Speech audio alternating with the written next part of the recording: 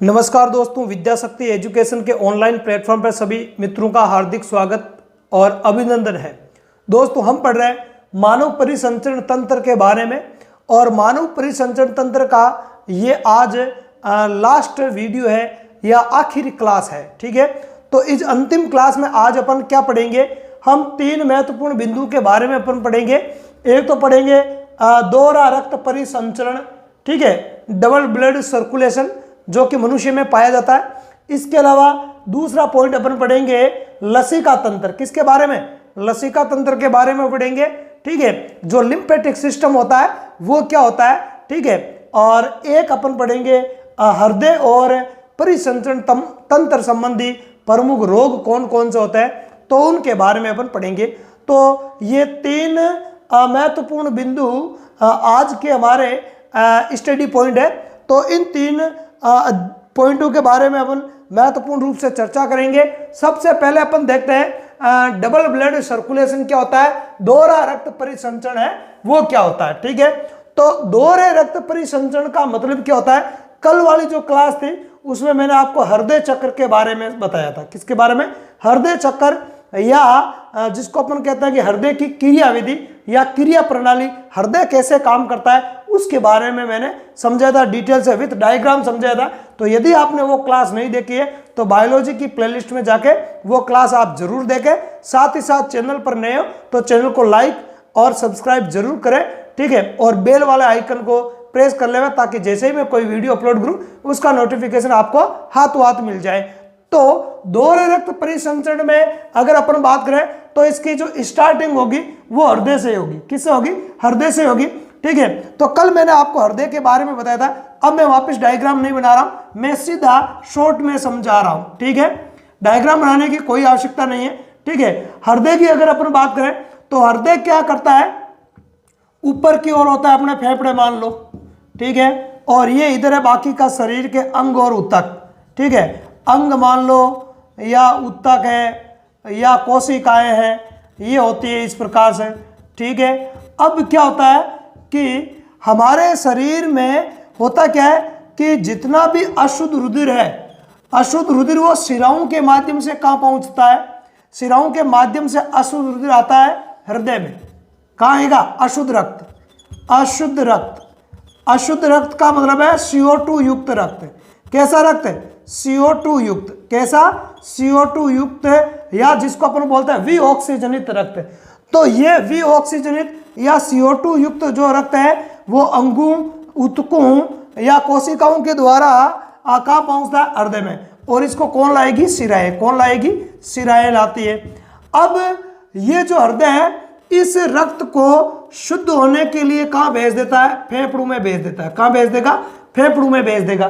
ठीक है, तो हमने मान लिया कि यहाँ से स्टार्टिंग किया, चाहे आप उधर से स्टार्ट कर लो चाहे यहाँ से स्टार्ट कर लो, एक साइड से अपने को स्टार्ट करना है। तो हमने यहाँ से स्टार्ट किया है, तो यहाँ से रक्त आया पहले हृदय में, हृदय इसको भेज रहा है फेफड़ों में, आधा चक्कर पूरा हो गया। आधे चक्कर में हृदय में एक बार रक्त आ चुका है। अब यहाँ फेफड़ों में हो गया रक्त शुद्ध। क्या हो गया? फेफड़ों में रक्त हो गया शुद्ध। और अब ये जो शुद्ध रक्त है, ये शुद्ध रक्त है कहाँ जाएगा? हृदय में जाएगा। कहाँ जाएगा? हृदय में आएगा। ठीक है, शुद्ध रक्त। कैसा रक्त है? शुद्ध रक्त है। शुद्ध का मतलब हो गया O2 युक्त। कैसा? O2 युक्त रक्त है ये। तो ऑक्सीजन युक्त जो रक्त होता है वो आपके आ जाएगा हृदय में, और हृदय इसको कहाँ भेज देगा? वापिस ये भेज देगा शरीर के ऊतकों या अंगों या कोशिकाओं में भेज देगा। ठीक है, इस शुद्ध रक्त को। ठीक है, तो इस प्रकार ये एक चक्कर कंप्लीट हो गया। यहां से स्टार्ट हुआ, यहां आया और इधर चला गया, यहां से शुद्ध होके वापस आके वापस कोशिकाओं या ऊतकों में चला गया।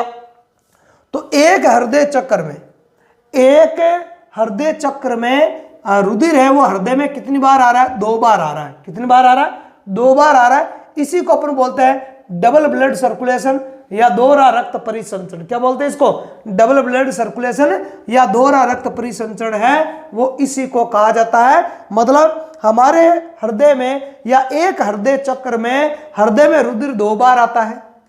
एक बार तो फेफड़ों का शुद्ध रुधिर आएगा हृदय में, हृदय उसको कहाँ भेज देगा? शरीर में। वो रक्त अशुद्ध होकर वापस आएगा हृदय में और हृदय से वापस आएगा फेफड़ों में। तो किधर से भी स्टार्ट कर लो, फेफड़ों से शुरुआत की, आधा चक्कर कंप्लीट, यहां से फिर वापस यहाँ, तो एक चक्कर में, एक राउंड में हृदय में रुधिर कितनी बार आ रहा है? 2 बार। एक बार तो शरीर का अशुद्ध रुधिर आता है जिसको हृदय शुद्ध होने के लिए भेज देगा, और एक बार शुद्ध रुधिर आएगा जिसको हृदय वो उत्कु या अंगु या मतलब बॉडी में भेज देगा, पूरे शरीर में सप्लाई कर देगा उसकी, है ना। तो इस प्रकार से हमारे खून की सप्लाई है होती है। तो एक जो राउंड पूरा होता है, उस एक राउंड में हृदय में रक्त 2 बार आता है, इसी को अपन बोलते हैं डबल ब्लड सर्कुलेशन या दोहरा रक्त परिसंचरण। क्या बोलते हैं इसको? दोहरा रक्त परिसंचरण। और मानव समेत स्तनधारियों में दोहरा रक्त परिसंचरण पाया जाता है क्योंकि इससे अत्यधिक ऊर्जा मिलती है ना। ये जो स्तनधारी है, पक्षी है, इनको ज्यादा ऊर्जा की आवश्यकता होती है, तो इनमें डबल ब्लड सर्कुलेशन वो पाया जाता है ना, अत्यधिक ऊर्जा की आवश्यकता होती है। ठीक है, तो ये है अपने दोहरा रक्त परिसंचरण तंत्र। अब अपन बात करें लसिका की। किसकी बात करता है? लसिका की बात करें तो लसिका या लिम्फेटिक सिस्टम क्या होता है, इसके बारे में अपने को डिटेल से देखना है। तो यहां पर आपको एक डायग्राम दिया गया है। इस डायग्राम के अंदर है ये ध्यान रखना, ये जो जितनी भी नलिकाएं दिख रही है ये रक्त वाहिनियां नहीं है, ये लसिका वाहिनियां है। क्या ये लसिका वाहिनियां है। और हमारे शरीर में जो लसिका होता है वो लसिका वाहिनियों में बहता है। किन में बहता है? लसिका वाहिनियों में। और चैप्टर के शुरुआत में भी मैंने आपको बताया था कि हम मानव में परिसंचरण की जब अपन बात करते हैं तो एक तो अपन पढ़ते हैं रक्त के बारे में। किसके बारे में? एक तो रक्त परिसंचरण और एक लसिका परिसंचरण तंत्र, 2 अपन पढ़ते हैं। एक तो पढ़ते हैं अपन, क्या पढ़ते हैं? रक्त परिसंचरण तंत्र के बारे में पढ़ते हैं। ठीक है, रक्त परिसंचरण तंत्र के बारे में पढ़ते हैं। और एक अपन पढ़ते हैं लसिका तंत्र के बारे में। किसके बारे में पढ़ते हैं? लसिका तंत्र के बारे में। तो केवल रक्त परिसंचरण है वो पढ़ने से अपना परिसंचरण कंप्लीट नहीं होता है ना। इसके साथ हमें लसिका तंत्र भी पढ़ना पड़ेगा। केवल रक्त परिसंचरण पढ़ने से आपका जो परिसंचरण वाला जो टॉपिक होता है वो कभी क्लियर नहीं होता है, अधूरा ही रहता है। हालांकि लसिका तंत्र वो बहुत इसके रक्त परिसंचरण तंत्र की तुलना करें तो उसकी तुलना में बहुत कम है, सीमित है पढ़ने के लिए, और जनरल साइंस में तो वैसे ही कम है, पर इसको पढ़े बगैर परिसंचरण तंत्र है वो अधूरा रहता है। तो लसिका तंत्र को अपने को यहाँ पे डिटेल से देखना है। ठीक है, तो लसिका तंत्र की अगर अपन बात करें, ठीक है, तो लसिका तंत्र में 3 भाग शामिल है। ठीक है, लसिका तंत्र में कितने भाग शामिल है? 3 भाग शामिल है। या यूं मान लो कि लसिका तंत्र का जो निर्माण है वो 3 भागों से होता है। कितने भागों से होता है? 3 भागों से होता है। एक तो है आपके स्वयं लसिका, है ना, एक तो क्या है? लसिका। जैसे मैंने आपको रक्त परिसंचरण के बारे में बताया था, तो रक्त परिसंचरण तंत्र है वो भी 3 भागों से मिलकर बना होता है। एक तो रक्त, एक रक्त वाहिनियां और एक हृदय, है ना। तो इनके द्वारा ऐसे ही लसिका है। लसिका तंत्र में भी 3 जो भाग है वो शामिल है। एक भाग तो होता अपने स्वयं लसिका हो जाएगा। क्या हो जाएगा? स्वयं लसिका हो जाएगा, लिम्फ। लसिका को क्या बोलता है? लिम्फ बोलते हैं। ठीक है, लसिका या जिसको अपन बोलते हैं लिम्फ। ठीक है, और इसके अलावा एक हो जाएगी जिनमें ये लसिका बहता है ना। लसिका भी रुधिर के समान होता है, छना हुआ रुधिर होता है, जिसमें कुछ विशेष प्रकार की प्रोटीन है वो कम मात्रा में होती है। ठीक है, और भी इसकी विशेषताएं होती है, अभी अपन देखेंगे। ठीक है, तो एक तो होता है लसिका या लिम्फ। ठीक है, एक ये लसिका किस में बहता है? लसिका वाहिनियों में। तो एक हो जाएगी आपके लसिका वाहिनियां। क्या हो जाएगी? लसिका वाहिनियां। क्या हो जाएगी? लसिका वाहिनियां हो जाएगी। और एक आपके हो जाएगा आपके लसिका गांठे। कौन हो जाएगी? लसिका गांठे। लसिका गांठे या जिनको लसिका पर्व बोल दो, एक ही बात है। या अंग्रेजी में बोलते हैं नोड। ठीक है, तो लसिका नोड, लिम्फेटिक नोड। ठीक है, लसिका गांठे क्या होती है? लसिका वाहिनियां। और लसिका के बारे में अपने को डिटेल से देखना है। तो लसिका तंत्र में 3 भागों को सम्मिलित किया जाता है। कितने भागों को? 3 भागों को सम्मिलित किया जाता है। सबसे पहले अपन देखते हैं लसिका या लिम्फ क्या होता है। ठीक है, तो लसिका या लिम्फ क्या होता है? लसिका या लिम्फ क्या? एक रुधिर के समान होता है। एक प्रकार से आप कह सकते हो कि छना हुआ रुधिर। कैसा रुधिर? छना हुआ रुधिर। ठीक है, लसिका होता है वो छना हुआ रुधिर होता है। जब रक्त है वो उत्कु में बहता है, ठीक है, तो उत्कु में बहते टाइम ये छन जाता है। उत्कु के अंदर रक्त है वो छन जाता है।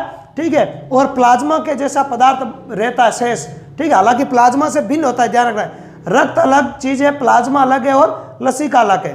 ठीक है। तो छना हुआ रुधिर है वही क्या कहलाता है, लसिका कहलाता है। क्या कहलाता है, लसिका कहलाता है, ठीक है। अब इसमें अगर अपन बात करें तो कुछ विशेष प्रोटीन है वो कम मात्रा में होती है, जो कि प्लाज्मा में होती है लेकिन लसिका में नहीं होती है ना। विशेष प्रकार की या विशिष्ट प्रोटीनों की क्या होती है, कमी होती है। इसमें विशिष्ट प्रोटीनों की कमी होती है। विशिष्ट प्रोटीनों की क्या होती है, इसमें विशिष्ट प्रोटीनों की कमी होती है। इसके अलावा अगर अपन देखें तो इसमें आरबीसी, इसके अलावा जो थ्रोम्बोसाइट है, प्लेटलेट्स है ना, थ्रोम्बोसाइट, तो वो भी नहीं पाई जाती। थ्रोम्बोसाइट है वो कम होती है। क्या होती है, वो कम होती है। जबकि बात करें डब्ल्यूबीसी की तो इसमें डब्ल्यूबीसी है वो अधिक मात्रा में पाई जाती है ना। डब्ल्यूबीसी अत्यधिक मात्रा में, डब्ल्यूबीसी अधिक होती है। व्हाइट ब्लड सेल्स, श्वेताणु है ना, श्वेत रक्त कणिकाएं, ये आरबीसी रेड ब्लड सेल्स है ना, लाल रक्त कणिकाएं, तो ये तो होती है कम है ना। आरबीसी और थ्रोम्बोसाइट तो होती है कम, कुछ विशिष्ट प्रोटीनें होती है वो भी क्या होती है, कम, ठीक है। और डब्ल्यूबीसी क्या होती है, अधिक। इसके अलावा इसके अंदर अगर अपन बात करें तो ऑक्सीजन है वो भी कम ही होती है। क्या होती है, ऑक्सीजन कम, O2 कम, CO2 अधिक। मान लो CO2 क्या होती है, O2 कम, CO2 अधिक। और अपशिष्ट पदार्थ भी अधिक मात्रा में होते हैं। क्या होता है, अपशिष्ट पदार्थ है वो अधिक मात्रा में होते हैं, ठीक है। अपशिष्ट क्या होता है, अधिक मात्रा में, अधिक मात्रा में होते हैं, ठीक है। तो ये इस प्रकार से लसिका के प्रमुख है वो लक्षण होते हैं, ठीक है। और ये किन में बहता है, लसिका वाहिनियों में बहता है। किन में बहता है, लसिका वाहिनियों में बहता है। ये लसिका वाहिनियों की यदि अगर अपन बात करें, ठीक है, कि भाई लसिका वाहिनी क्या होती है, तो डायग्राम में देखो आप, पूरे शरीर में लसिका वाहिनियों का जाल पाया जाता है। क्या पाया जाता है, लसिका वाहिनियों का जाल पाया जाता है। और इन लसिका वाहिनियों में ही लसिका बहता है। लसिका वाहिनियों में बहता है, रक्त वाहिनियों में नहीं बहता है, ध्यान रखना, ठीक है। और लसिका गांठें ये भी हमारे जो शरीर की जो जैसे विभिन्न प्रकार के जो भाग होते हैं है ना, तो उनके अंदर ये पाई जाती है। मतलब लसिकाएं होती हैं, लसिकाओं के मध्य में क्या होती है, गांठ होती है। डायग्राम में आपको दिख रहा है, तो ये जो गांठ है वही है आपके लिम्फेटिक नोड। क्या है, लिम्फेटिक नोड या लसिका गांठ होती है, ठीक है। तो ये मुख्यतः जैसे बात करें अपन तो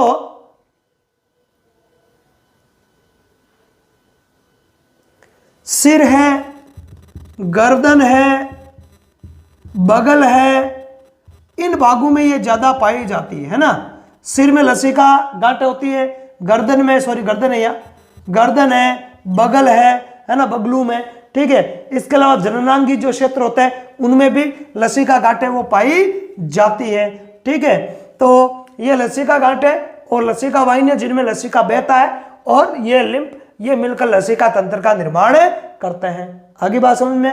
अब अगर अपन बात करें लसिका के कार्यों की, किसकी बात करें, लसिका के कार्य अगर अपन देखें कि भाई इसके कार्य क्या होता है, ठीक है। तो लिम्फ के अगर अपन कार्यों की चर्चा करें तो लसिका के वैसे तो कुछ कार्य ज्यादा ही है, पर जनरल साइंस के हिसाब से मैं आपको दो महत्वपूर्ण कार्यों को बता रहा हूं और वही आपके सिलेबस में ज्यादातर दिए होते हैं। छोटी क्लासों में या 10th क्लास तक का लेवल देखें जनरल साइंस में तो वो 10th क्लास का लेवल ही आता है। हालांकि कुछ चीजें हाई लेवल की पूछी जा सकती है, जैसे ब्लड से संबंधित है, पर लसिका में से नहीं पूछी जाएगी, ठीक है। तो एक तो ये क्या करता है, ये आपके जो रक्त है, रक्त और ऊतकों के मध्य, रक्त और ऊतकों के मध्य, रक्त व ऊतकों के मध्य, ऊतकों के मध्य पदार्थों का क्या करता है, परिवहन करता है। पदार्थों का परिवहन का कार्य इसके द्वारा किया जाता है। मतलब आपको ध्यान रखना है, रक्त कभी भी डायरेक्ट ऊतकों या कोशिकाओं को अपने उत्पाद नहीं भेजता। मतलब बीच में लसिका होता है, मीडिएटर का काम करता है। पहले अगर अपन बात करें तो पहले जो रक्त है, रक्त उपयोगी पदार्थों को किसको देगा, लसिका को देगा। किसको देगा, लसिका को देगा, ठीक है, लसिका को देगा।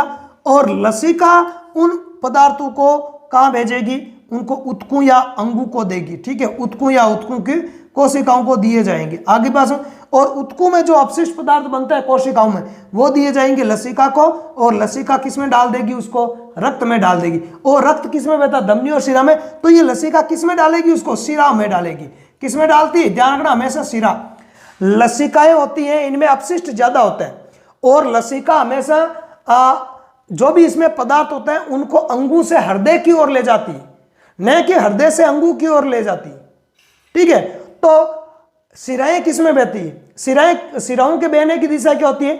शिराएं अशुद्ध रुधिर को शरीर से कलेक्ट करके हृदय की ओर ले जाती है, मतलब उत्कु या अंगू से पदार्थों को हृदय की ओर ले जाती है। तो ये लसिका वाहिनी क्या करती है? अपशिष्ट पदार्थों को उत्कु से लेकर जाएगी और शिराओं में डाल देगी, और शिराओं से वो अपशिष्ट पदार्थ हृदय में या उनके उत्सर्जी अंगों तक पहुंचा दिए जाते हैं। तो ध्यान रखना, कभी भी जो लसिका होती है, लसिका वाहिनी शिराओं में खुलती है, कभी भी ये धमनियों में नहीं खुलती, क्योंकि धमनियों में तो रुधिर अंगों की ओर आता है, जबकि इसमें तो अपशिष्ट पदार्थ है वगैरह ये ज्यादा होता है। ये तो अपशिष्टों को निकालने का काम करेगी, तो ये आने वाले रुधिर में थोड़ी डालेगी, जाने वाले में डालेगी ना। ठीक है, किस में डालेगी? जाने वाले में डालेगी, आने वाले में थोड़ी डालेगी। तो इस प्रकार से ये लसिका का महत्वपूर्ण कार्य होता है। ये इसके अलावा एक कार्य हमने जहां पढ़ा वो कौन सा कार्य पढ़ा? हमने पढ़ा था पाचन का अवशोषण। पचित भोजन का जब हमने अवशोषण पढ़ा था तो अवशोषण में मैंने आपको रसांकुर, माइक्रोविलाई और ब्रूस बॉर्डर के बारे में बताया था, और वहां पचित भोजन का अवशोषण जब बताया था मैंने कहा कि जो रसांकुर होता है, माइक्रोविलाई होता है, उन माइक्रोविलाई में लसिका वाहिनियां और रक्त वाहिनियां पाई जाती है। तो पचित भोजन उन लसिका वाहिनियों या रक्त वाहिनियों में अवशोषित कर लिया जाता है, और वसा का जो अवशोषण है वो लसिका वाहिनियों में होता है। किसमें? वसा का अवशोषण, वसा का अवशोषण। तो वसा का अवशोषण है वो किसमें होता है? लसिका वाहिनियों में। किसमें होता है? लसिका वाहिनियों में होता है, रक्त वाहिनियों में नहीं होता है, लसिका वाहिनियों में। ध्यान रखना, ये इंपॉर्टेंट सवाल भी है। वसा का अवशोषण किसमें होता है? तो लसिका वाहिनियों में, या लसिका के द्वारा होता है। किसके द्वारा होता है? लसिका के द्वारा। कभी भी ब्लड या आपको जो रक्त वाहिनी है वो नहीं लिखना है, लसिका है उसके अंदर इस वसा का अवशोषण होता है। तो ये दो महत्वपूर्ण कार्य मैंने आपको बता दिए, तो इनके बारे में अच्छे से आपको ध्यान रखना है। अब अपन देखेंगे जो हृदय और परिसंचरण तंत्र संबंधी प्रमुख रोग कौन से होते हैं उनके बारे में देखना है। पर उनको देखने से पहले एक बार जितना भी हमने पढ़ा है, ठीक है, उसके बारे में एक बार नोट्स अपन देख लेते हैं। फिर हृदय और परिसंचरण तंत्र संबंधी प्रमुख रोग और कुछ विशिष्ट तथ्यों को मैं भी यहाँ पे आपको बताने वाला हूँ। ठीक है, तो कंटिन्यू रहिए। ठीक है, और कंटिन्यू क्लास को देखते रहे। सबसे पहले मानव में दोहरा रक्त परिसंचरण पाया जाता है। पहली बात तो ये जान रखना, यहाँ से सवाल आता है कि मानव में किस प्रकार का रक्त परिसंचरण पाया जाता है? दोहरा या डबल ब्लड सर्कुलेशन पाया जाता है। अब इसका मतलब क्या होता है? अर्थात का इसका मतलब क्या होता है? अर्थात मनुष्य में हृदय चक्र में रुधिर हृदय में 2 बार आता है, एक हृदय चक्र में, है ना, एक हृदय चक्र में हृदय में रुधिर कितनी बार आता है? 2 बार आता है। एक बार तो क्या होता है बताया था मैंने आपको, एक बार फेफड़ों से ऑक्सीजनित मतलब शुद्ध रक्त हृदय में आता है, जिसे हृदय वो संपूर्ण शरीर में पंप कर देता है, भेज देता है। दूसरी बार संपूर्ण शरीर, है ना, संपूर्ण शरीर का अशुद्ध रक्त मतलब विऑक्सीजनित CO2 युक्त, विऑक्सीजनित का मतलब क्या? CO2 युक्त। ऑक्सीजनित का मतलब क्या? O2 युक्त। O2 युक्त का मतलब शुद्ध, और विऑक्सीजनित का मतलब क्या? CO2 युक्त अशुद्ध रक्त। अशुद्ध रक्त कहाँ आएगा? हृदय में आएगा। शरीर का संपूर्ण अशुद्ध रक्त हृदय में आएगा, जिसे हृदय शुद्धिकरण हेतु या ऑक्सीजनीकरण हेतु शुद्धिकरण हेतु फेफड़ों में भेज देता है। कहाँ भेज देता है? फेफड़ों में भेज देता है। इसी को अपन बोलते हैं दोहरा रक्त परिसंचरण। आगे बात, अब इसका महत्व क्या है? तो इसका महत्व देख लो। इस प्रकार के परिसंचरण में शुद्ध व अशुद्ध रक्त आपस में कभी भी नहीं मिलता है। ध्यान रखना है, क्योंकि मैंने कल भी आपको बताया था कि जो बायां पार्ट है, लेफ्ट वाला जो पार्ट होता है, लेफ्ट वाला पार्ट शुद्ध रक्त के लिए होता है, और राइट वाला जो पार्ट होता है मतलब दायां आलिंद और दाएं नीले में अशुद्ध रक्त रहता है, और बाएं आलिंद और बाएं नीले में शुद्ध रक्त रहता है। शुद्ध और अशुद्ध रक्त कभी भी मिलते ही नहीं है। आगे बात समझ, तो इसमें शुद्ध व अशुद्ध रक्त है आपस में कभी नहीं मिलते हैं, तथा ये अधिक ऊर्जा प्रदान करने में सहायक होता है ना, अत्यधिक ऊर्जा प्रदान करने में सहायक होता है। इसलिए मनुष्य समेत जितने भी स्तनधारी है, इसके अलावा जो पक्षी वर्ग के प्राणी, पक्षी एविज बोलते हैं जिनको, क्या बोलते हैं, एविज या पक्षी, और स्तनधारियों को बोलते हैं मेमेलिया। क्या बोलते हैं, मेमेलिया। तो मेमेलिया या स्तनधारियों में और एविज या पक्षियों में इस प्रकार का परिसंचरण पाया जाता है, क्योंकि इनको ज्यादा ऊर्जा की आवश्यकता होती है। अब अगर बात करें लसिका की, बात कर लेते हैं। लसिका तंत्र क्या होता है, देखो लसिका तंत्र का निर्माण निम्नलिखित से होता है ना। लसिका तंत्र का जो निर्माण है 3 भागों से होता है, 3 प्रकार की संरचनाओं से होता है। एक तो है अपने लसिका खुद, लिम्फ, जिसको अपन कहते हैं लसिका या लिम्फ खुद। एक लसिका जिनमें बहता है, किन में बहता है, वाहिनियों में, उनको कहते हैं लसिका वाहिनियां। और एक लसिका गांठ है ना, या जिनको लसिका पर्व या लिम्फेटिक नोड भी अपन कहते हैं अंग्रेजी में, ठीक है। तो ये 3 भाग होते हैं इसके। सबसे पहले अपन देखते हैं लसिका या लिम्फ के बारे में, ठीक है। तो यह छना हुआ रुधिर है। कैसा, छना हुआ रुधिर है। जब रुधिर ऊतकों से होकर गुजरता है तो छन जाता है, जो रक्त प्लाज्मा के, किसके, रक्त प्लाज्मा के समान ही होता है। किसके समान होता है, प्लाज्मा के समान। किसके समान होता है, प्लाज्मा के समान होता है। परंतु इसमें कुछ विशिष्ट प्रोटीनों की, है ना, विशिष्ट प्रोटीनों की मात्रा कैसी होती है, कम होती है। कुछ विशेष प्रकार की प्रोटीनों की अगर अपन बात करें तो प्लाज्मा की तुलना में लसिका के अंदर प्रोटीनों की मात्रा है वो कम होती है। इसकी प्रमुख विशेषताएं निम्न। और कौन कौन सी विशेषताएं होती है देख लेते हैं। देखो पहली बात तो यह है रंगहीन होता है। कैसा होता है, रंगहीन, क्योंकि इसमें आरबीसी नहीं होती। डब्ल्यूबीसी की मात्रा ज्यादा होती है, आरबीसी होती नहीं, तो ये रंगहीन है। अब आप ट्रिक से याद करो, कैसे याद करो, रंगहीन है तो ऐसे याद रख लो कि भाई आरबीसी नहीं होती है इसलिए रंगहीन है, या ऐसे याद रहता है कि भाई इसमें आरबीसी नहीं होती है तो उल्टा रख लो कि फिर आरबीसी नहीं है तो ये रंगहीन होगा। तो कैसे भी आप याद रखो, ट्रिक से याद रखना। तो ये रंगहीन होता है। इसमें आरबीसी, रेड ब्लड सेल्स एवं थ्रोम्बोसाइट, है ना, पट्टिकाणु या बिंबाणु, तीनों नहीं होती सिवाय डब्ल्यूबीसी के, है ना, वो अनुपस्थित होती है। क्या होती है, नेक अनुपस्थित ही होती है। जबकि डब्ल्यूबीसी, व्हाइट ब्लड सेल्स है, वो अधिक होती है। कैसे होती है, अधिक होती है।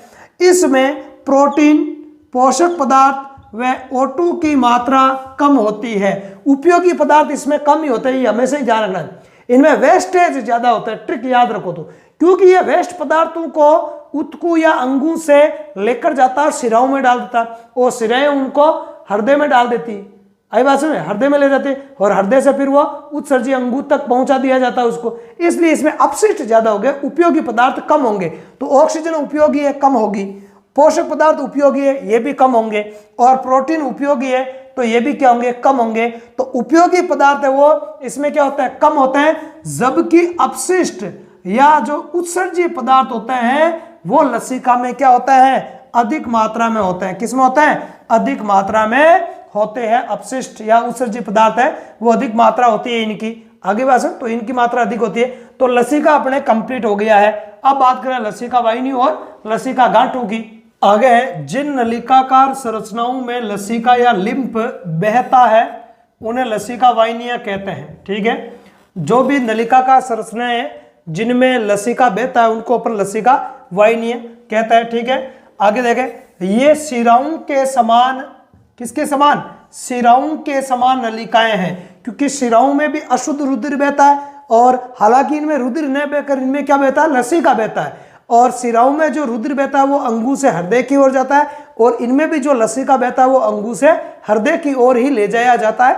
इसलिए ये सिराओं के समान है, अर्थात इनमें लसिका का प्रवाह है।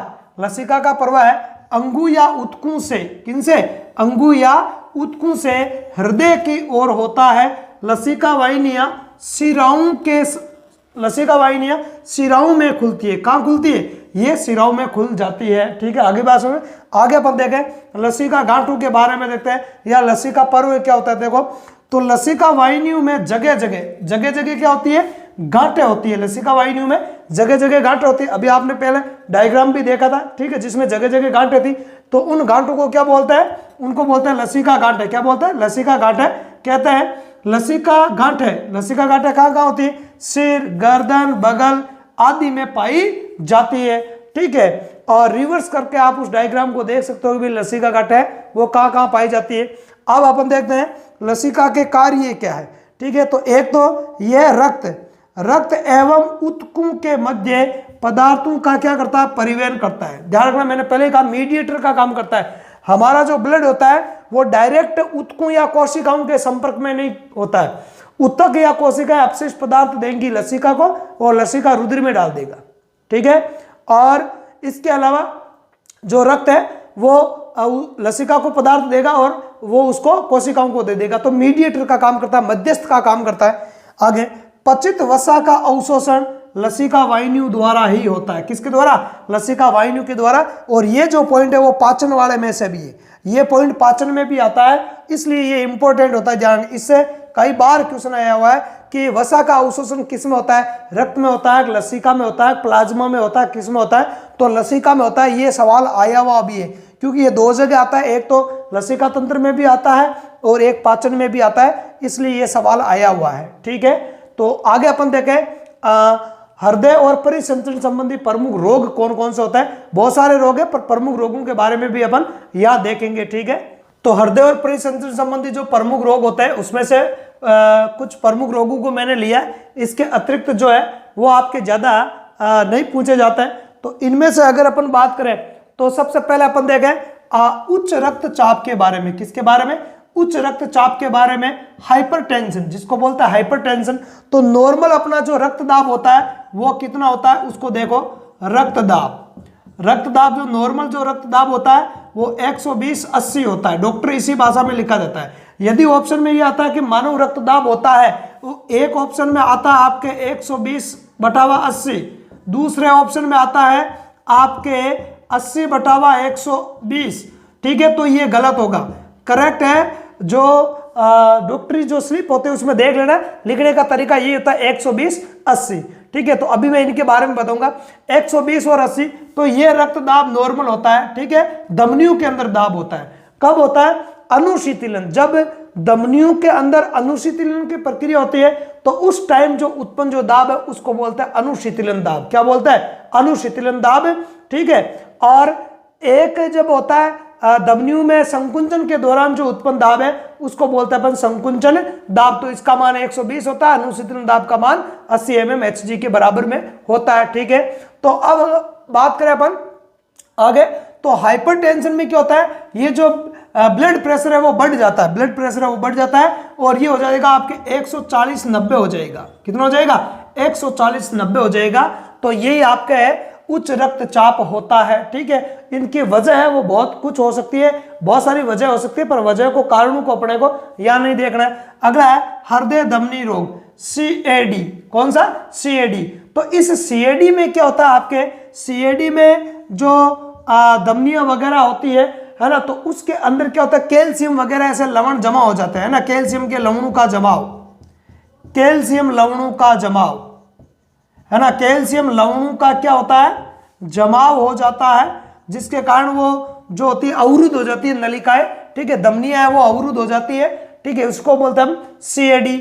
आगे बात सुन, वैसे तो इनके बहुत सारे कारण है पर मुख्य आपको ध्यान में रखना जो एग्जाम की दृष्टि से है कारण। अगला तो ध्यान रखना, कैल्शियम लवणों के जमा होने से कौन सा रोग होता है, हृदय धमनी रोग। कौन सा, हृदय धमनी रोग। और उच्च रक्तचाप, ये तो आप जानते हो ब्लड प्रेशर हाई से संबंधित है। ठीक है, कितना हो जाता है, 140 और 90 हो जाता है। सामान्य कितना होता है, 120/80 होता है। सामान्य रक्तदाब होता है ये मनुष्य का। आगे बात करें हृदयापाट, क्या लिखा हुआ अंग्रेजी में, हार्ट फेलियर। हार्ट जो हार्ट फेलियर मतलब हृदय है वो फेल हो जाता है, उसका कार्य है वो बंद हो जाता है। इसको अपन आम भाषा में कह सकते हैं हार्ट अटैक। क्या कह सकते हैं, हार्ट अटैक। तो हार्ट है वो फेल हो जाता है, इसी को अपन बोलते हैं हृदयापात। ठीक है, इसकी भी बहुत सारी वजह हो सकती है। अब बात करें हृदय शूल। हृदय शूल में क्या होता है, ऑक्सीजन की सप्लाई नहीं हो पाती है बराबर, है ना। अपना जो हार्ट होता है, हार्ट को ऑक्सीजन की सप्लाई नहीं हो पाती है, इसलिए तेज दर्द उत्पन्न होता है। इसमें क्या होता है, दर्द उत्पन्न होता है और यह भी आगे जाके हार्ट फेलियर का कारण बन सकता है। यह भी हार्ट फेलियर का कारण बन सकता है। तो हृदय शूल या जो एंजाइना होता है, एंजाइना में क्या होता है, ऑक्सीजन की सप्लाई न के बराबर होने के कारण या ऑक्सीजन की सप्लाई है वो हृदय को कम होने की वजह से हृदय वो क्रिया प्रणाली उसकी घट जाती है, ठीक है, क्योंकि हृदय लगातार धड़कता है और उसको लगातार धड़कने के लिए लगातार ऑक्सीजन चाहिए होती है। तो ऑक्सीजन की सप्लाई कम होगी तो दर्द होगा, उसी को बोलते हैं हृदय शूल। और अगला आपके हृदय अवरोध है ना, हार्ट ब्लॉक। क्या होता है? Heart block. तो इसमें क्या होता है हृदय अवरोध में? तो हृदय में कुछ विशेष प्रकार के पेशी तंतु होते हैं, वो ठीक से काम नहीं करते है ना। यूं मान लो आपकी पेशियां कार्य नहीं करती है, पेशियां ठीक से कार्य नहीं करती है, तो जो नीले होता है, नीले की गति है वो कम हो जाती है, नीले गति पर प्रभाव पड़ता है, नीले गति क्या हो जाएगी? कम। और नीले से रुधिर निकलता है तो फिर पर्याप्त मात्रा में रुधिर वो शरीर को नहीं मिल पाता, आपूर्ति नहीं हो पाती है, इस वजह से ये हृदय अवरोध रोग उत्पन्न होता है। और अगला आपके पेरिकार्डियटिस। तो पेरिकार्डियटिस में क्या होता है? हृदय के ऊपर जो आवरण बताया था मैंने, हृदय आवरण, जिसको बोलते हैं पेरिकार्डियम, तो बैक्टीरिया वगैरह इनके संक्रमण से ये इसमें सूजन आ जाती है। क्या आ जाती है? इसमें सूजन आ जाती है, तो फिर दर्द होता है, तो उसको बोलते हैं पेरिकार्डियटिस है ना। तो उसमें सूजन आ जाती है। क्या आ जाती है? इसमें सूजन आ जाती है। तो ये है अपने हृदय संबंधी प्रमुख रोग, ठीक है। अब अपन देख लेते हैं कुछ प्रमुख महत्वपूर्ण बिंदुओं के बारे में, जो अक्सर है वो सवाल पूछे जाते हैं, ठीक है। तो टॉप मोस्ट बिंदु कौन सा है वो अपन थोड़े से देख लेते हैं। परिसंचरण संबंधी महत्वपूर्ण बिंदु की अगर अपन बात करें तो देखो, मानव हृदय स्पंदन दर, हृदय स्पंदन दर है वो कितनी होती है? 72 बार प्रति मिनट होती है। कितनी होती है? 72 बार प्रति मिनट होती है। और SAN नोड, ये हृदय में पाए जाने वाले नोड है, इसको गति प्रेरक या पेस मेकर कहते हैं। हृदय में जो संकुंचन और शिथिलन होता है, हृदय जो लगातार जीवन भर जन्म से लेकर मृत्यु तक है, जो लगातार इस प्रकार संकुंचन और शिथिलन करता रहता है, तो इसकी गति को बनाने का कार्य किसका होता है? SAN नोड का होता है। पेशियों से ये बने होता है, नोड होता है, तो उसको गति प्रेरक या पेस मेकर कहते हैं। अगला देखो, तीसरा पॉइंट है, मानव में दोहरा रक्त परिसंचरण है वो पाया जाता है। अभी मैंने बताया आपको, धमनियों में शुद्ध रक्त बहता है, जबकि फुफ्फुसीय धमनी में, कौन सी धमनी में? फुफ्फुसीय धमनी में अशुद्ध रक्त बहता है। यह भी बताया मैंने हृदय परिसंचरण जब हमने पढ़ा। शिराओं में अशुद्ध रक्त बहता है। कैसा? अशुद्ध रक्त बहता है, जबकि फुफ्फुसीय शिरा में, किसमें? फुफ्फुसीय शिरा में शुद्ध रक्त बहता है। कौन सा रक्त बहता है? शुद्ध रक्त बहता है। धमनी और शिरा में जब अंतर बताया था तो ये चीज मैंने आपको बताई थी। आगे, मानव का हृदय पेशी जनित होता है। कैसा होता है? मनुष्य का जो हृदय होता है वो पेशियों से निर्मित है ना। और ऐसे हृदय को बोलते हैं पेशी जनित या मायोजेनिक हृदय। क्या बोलते हैं? मायोजेनिक होता है। आगे बात करें, रक्त स्कंदन में या रुधिर का थक्का बनाने में कैल्शियम आयनों की महत्वपूर्ण भूमिका होती है। महत्वपूर्ण भूमिका होती है कैल्शियम आयनों की। आयनों का सवाल आया हुआ है, ये सब सवाल आया है, सब सवाल है वो पीछे के एग्जाम्स में आए हुए हैं। आगे देखो, धमनियों में संकुंचन के समय, जब हृदय में संकुंचन होता है उस समय धमनियों में जो उत्पन्न रक्त दाब है उसको बोलते हैं अपन संकुंचन या प्रकुंचन दाब, है ना। अंग्रेजी में बोलेंगे सिस्टोलिक दाब, है ना, सिस्टोलिक प्रेशर। तो सिस्टोलिक प्रेशर जो होता है उसका मान कितना होता है? 120 mmHg होता है। कितना? 120 mmHg होता है। जबकि धमनियों में शिथिलन के दौरान, जब हृदय में शिथिलन होता है तो हृदय में शिथिलन के समय धमनियों में उत्पन्न जो रक्त दाब है उसको क्या कहते हैं? अनुशिथिलन दाब बोलते हैं, डायस्टोलिक दाब बोलते हैं। और इस दाब का जो मान होता है वो होता है 80 mmHg। क्या होता है? 80 mmHg। तो डॉक्टर इसको कैसे लिखता है? 120 ऊपर और 80 नीचे लिखने का यही तरीका सही होता है। आगे बात समझ में? अलावा रक्त दाब का मापन, ये नहीं लिखा है, इधर देख लेते हैं। रक्त दाब का मापन, रक्त दाब का मापन किस यंत्र से करते हैं? तो वो यंत्र है स्फिग्मोमेमोमीटर, स्फिग्मोमेमोमीटर, ठीक है, मेमोमीटर। इस यंत्र के द्वारा रक्त दाब का मापन किया जाता है, ध्यान रखना है ना, है ना, ध्यान रखना। स्फिग्मोमेमोमीटर के द्वारा है वो रुधिर दाब का मापन किया जाता है, ठीक है। तो यह है अपने परिसंचरण तंत्र संबंधी पूरा चैप्टर क्लियर हो चुका है। आज इसकी 7वीं क्लास है, तो इतने बड़े लेसन को हमने मात्र 7 क्लासों में कंप्लीट कर लिया है, ठीक है। और अगले दिन या कल, मतलब कल अपन एक नए चैप्टर के साथ में फिर हाजिर होंगे, ठीक है। तो यदि आपको क्लास अच्छी लगी है तो अपने दोस्तों में इसे ज़्यादा से ज़्यादा शेयर करना है। चैनल पर आप नए हो तो चैनल को लाइक और सब्सक्राइब करना है, बेल वाले आइकन को भी जरूर प्रेस करना है, ठीक है। तो अगली क्लास में फिर मिलेंगे, तब तक के लिए धन्यवाद। जय हिंद।